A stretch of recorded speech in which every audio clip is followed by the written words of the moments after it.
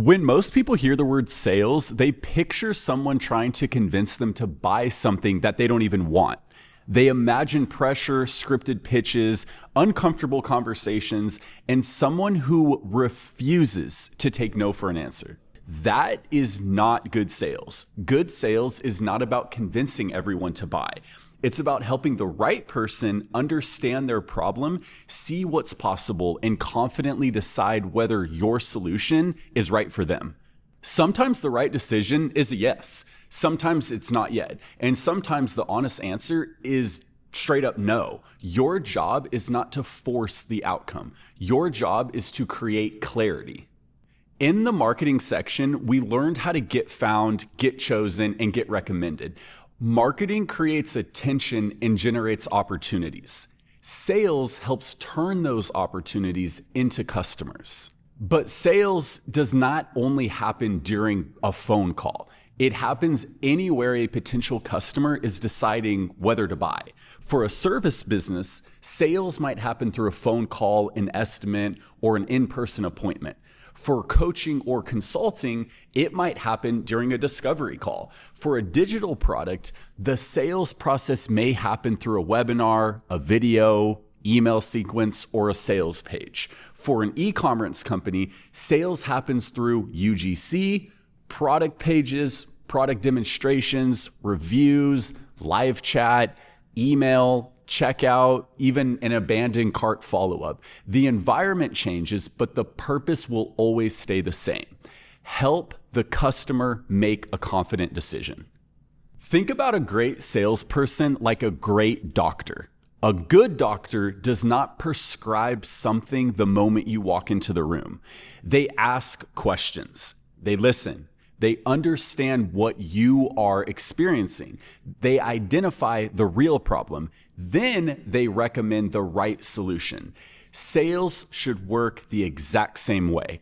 Before presenting your offer, you need to understand the customer. What are they trying to accomplish? What problem are they experiencing? Why does that problem matter? What have they already tried? What would a successful outcome even look like to them? And what's preventing them from getting there? When you understand those answers, you can explain your solution in a way that connects directly to what that customer actually needs. Without that information, you are not selling. You're guessing.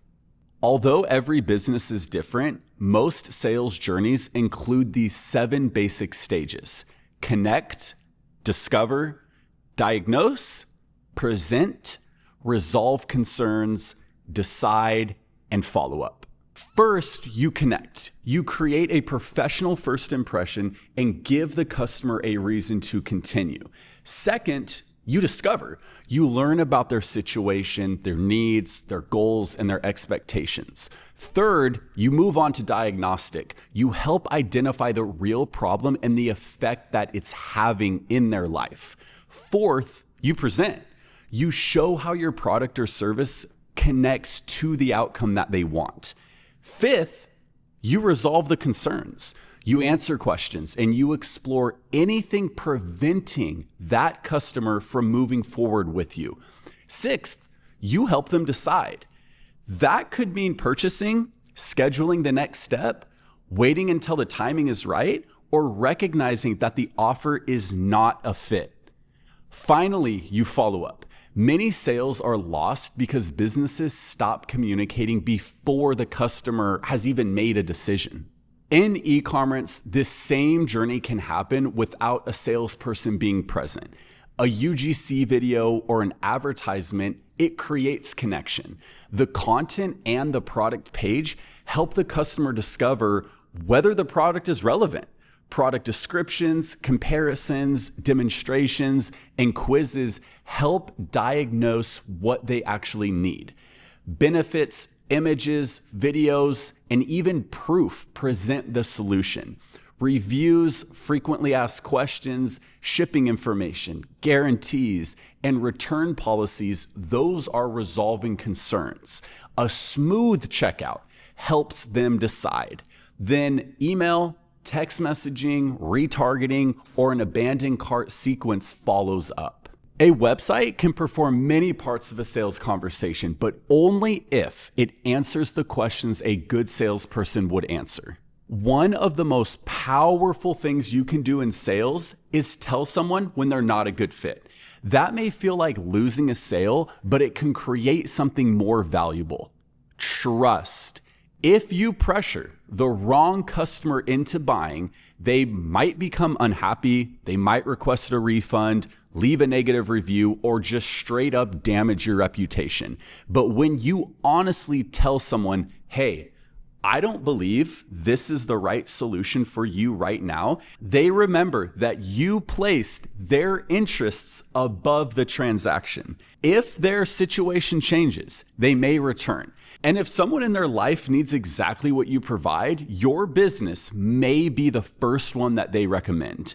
Not every conversation needs to create an immediate customer. Some conversations create future customers, referrals, and long-term trust. Your responsibility in sales is to do these 4 major things very well. Listen carefully, ask useful questions, recommend honestly, and make the next step crystal clear. You should have conviction in what you sell. Conviction means you genuinely believe your solution can help the right customer. But conviction is completely different than pressure. Conviction says, if this is right for you, I am confident it will help. Pressure says, I need you to buy whether it's right for you or not. Customers can feel the difference. Launchpad helps you manage the entire sales journey. You can capture and track leads inside the CRM, organize opportunities into pipeline stages, and keep calls, texts, emails, notes, and customer information all together. Scheduling makes the next step so easy. Automated follow-up prevents interested prospects from being forgotten. AI bots and agents can respond, answer approved questions, qualify opportunities, and help guide people toward the correct next step.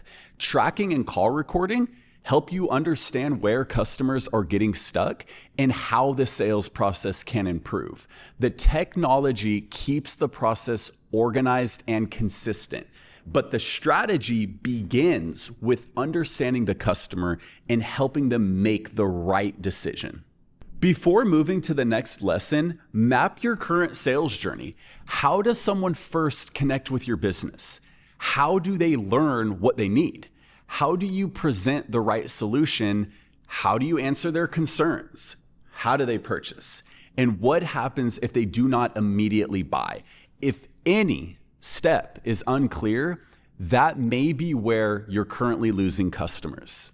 Sales is not something you do to people. It's something you do with and for them. It is a process of listening, understanding, educating, and guiding them. When you approach sales this way, you stop chasing every possible transaction and start creating better customers, stronger relationships, future referrals, and long-term trust. In the next video, we'll begin with the first stage of that journey: how to start strong and create a first impression that makes customers want to continue.